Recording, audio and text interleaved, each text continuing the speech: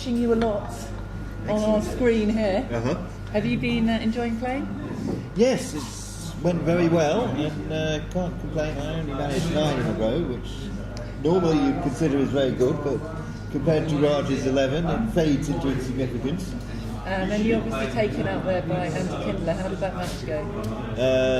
Didn't go well for me, as you can imagine, but 5-point matches, I was very lucky in a few beforehand to scrape home with lucky rolls sort of basically on the last roll, so not complaining at all, and delighted to see Raj come through in the final. We've been talking a lot about the match length and the longer match length favouring better players. I mean, do you prefer to play in tournaments of longer length to kind of take advantage of your strength? Yes, I think for me personally, the tournaments I enjoyed was the format I used to have here, which was the best of 3 7-point matches. And that way you've got a chance that, if you have one bad game with a big cube and you get wiped out 8-0, then you still even have a chance to come back to that. And that's an interesting idea. So rather than playing one 21-point match, you're playing 3 7-point matches. Yes. It's the man himself, Mr. Raj Jansari. Congratulations, sir. Thank you so much. And an unbroken streak. Yeah, well, so far, but I'm going to play this animal next. Well, let me shake your hand and congratulate you. I was really hoping you would win that match. I know you were. And so how are you feeling? Has it been a long weekend for you? Yeah, it's been pretty long. But, it's been enjoyable. It's a great tournament, a lot of great people, a lot of tough matches. It's the biggest thing in the UK. It's a great thing. And I hope it continues. I hope there's more like this. It encourages more people to come and play. I mean, that's what it's about, trying to get it out there. So, if I can do my little bit, then that's great. Do you a little bit by taking home all the trophies? Someone's got to take the trophies home. I can't think of a better place for them to go. So. Do you think that you'll be a little bit worn out by having been playing so long before you go into this big match with Julien? Yeah, I mean, it's inevitable that you do get tired because there's a lot of virtually every play you make, you really have to think about it, and it can take it out of you, but. That's the game. That's what it is. That's what you have to do, and to overcome it. Just persevere and try to play your best. Inevitably, everyone makes mistakes. Everyone makes errors, blunders. You just got to try to minimise those as much as you can, and enjoy it as well. I've been enjoying it, and I will enjoy the semi-final with Julien. So I'm looking forward to it. And how did you feel going in to play against Andy, knowing he had just taken out Julien? I'd never played Andy before. He commented before the match that after all this time we'd never played. So it's a new experience for me, and that's good as well. Playing new people, broaden the experience. There's always people wanting to play you as well, and I think he enjoyed the match. He said at the end he's sorry he didn't give me a better match, but he enjoyed it. I enjoyed it. It was great, new experience. It's all good. And so on to the professionals. Yes. The giant versus giant match. I've been hoping for this all tournament, and now it's finally happened. I've been hoping it didn't happen. And maybe, do you think we could reassess the giant rankings based on this match? Do you think?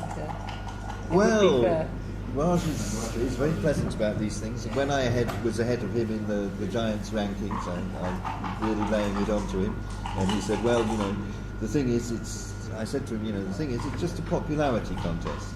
And he said, yes, that's what hurts more about people putting you above me. Now, in the last rankings, he's the more popular one. That's right. I think it's about popularity, or the more people know you, the more maybe think that you're better, or they list you a certain way. There's votes from all over the world, from half from the States, I think half from the rest of the world. But whenever I watch Julien or see him talk, play with him, against him, watching, I always learn.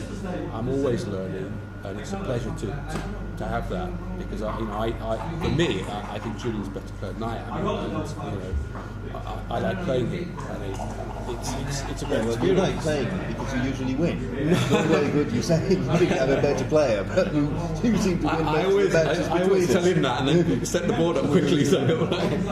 But no, it's a pleasure to play him. I learn a lot from him. He's a fantastic player, knows a lot about the game, a lot of technical things he studies. I must admit I don't study as much as maybe I should or used to. I enjoy the game, I enjoy what I do, and that's kind of good for me. It's enough for me. Happy to play. We heard from Stuart Mann earlier that as a spectator it's great to be able to go around and watch people playing and to pick up on what they're doing and learn from them. But under the pressure situation of a match, is it easy to learn, or do you get too caught up in the moment of it? I don't know if you can learn in the match. No, I mean, learn maybe afterwards. If you I think take what positions Stuart is down. talking about is watching other people's matches. Absolutely, I know yeah. when I was starting off, I went to international tournaments and I watched the best players in the world play, and some of the moves they played I'd never even thought of. And this is how you understand the way the game should be played. And when you're playing a match, you're not probably learning a lot from your opponent because you're concentrating too much on trying to win. It's very difficult, because when I first started off, there were some players who I thought were extremely strong, and I enjoyed watching and learning. But it's difficult for a human being to know what's right without the assistance of something that's a bit better, and I'm talking about computer programs. But you can think someone's playing well, and you can analyse, and it's not so good. I'm sure in my matches, people think, oh yeah, he's playing well. You analyse it, and there's several errors and blunders. So it's great watching other players, known players that are good, and you can learn things. But there's probably no substitute for taking down positions, analysing matches, asking the computer what's right, and learning from the computer, as well as often mixing that with talking to people and getting ideas, concepts. It's no good just having, looking at the computer and seeing what it's doing and trying to mimic that, because you won't understand why it's doing it. No, it's but difficult. I'm sure Marcus said before that part of the thing with backgammon is that we're playing another human, and it's one thing sort of knowing what the best play the computer makes, but it's another thing, and I'm sure you're the same as I am, that sometimes against a slightly weaker opponent, or there's some aspect of his game you think is dubious, you'll try and exploit that. Yeah, that's absolutely right. And with all due respect to Andy, I think there were some moves I didn't agree with him in the last match, and it threw me a little bit, and I tried to adjust my play a little bit, to take that into account. So that's absolutely true. That's correct. Because all the computer analysis assumes equal players. So it's kind of like the computer would be quite happy in Raj's position to sort of re-cube to 4 or have a big cube and say this is the right thing to do mathematically. But as far as Raj is concerned, he doesn't want to do that. He doesn't want to bet it all on one game where one lucky roll will turn it round for him. So in some ways you have to play slightly tentatively when you play a weaker player and try and stretch the match out. So if they get some good luck, it will help them obviously, but it won't win the match for them. Well, it's great to hear you say that, Julien, because we were actually speculating earlier while watching your match against Czech that maybe you were making some plays there because of your opponent rather than necessarily playing the best move as per a computer. Yeah, well, I kind of have two styles of playing. One is against players where I want to play a long match and lots of games. When another one is when you play people who are good, and it's kind of like sometimes you play people and you say these people are just as good as me. So when I'm playing Raj, I won't be doing anything clever and saying sort of let's be careful because we want to have lots of games. Against someone like Raj, you've just got to try and play the best move all the time. Absolutely. It's a nice compliment. He won't do that in reality. He'll be doing all sorts of fancy shit. And how are you both feeling going in? Do you feel nervous? No, not really. But I think Raj and I have both played lots of finals, and obviously this is a big one. But it's not like it's the first time either of us have actually got into sort of late rounds of a big tournament. Yeah. And how do you feel about the Italian players? Obviously, the other semi-final is an Italian semi-final. You're the British semi-final. Yes, I mean, I have mixed opinions. One of the Italians, Carlo Melzi, I have a very high regard for. I suspect he's probably better than I am. But the other one, I haven't heard such good comments about.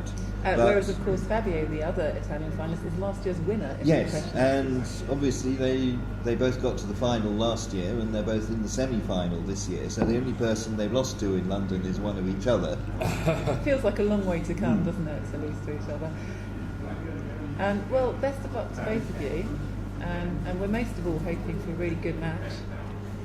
See some really juicy backgammon, some exciting plays. That would be good, and it would be better if the winner of our match, whoever it is, ended up winning the final as well. Yeah, that would be great.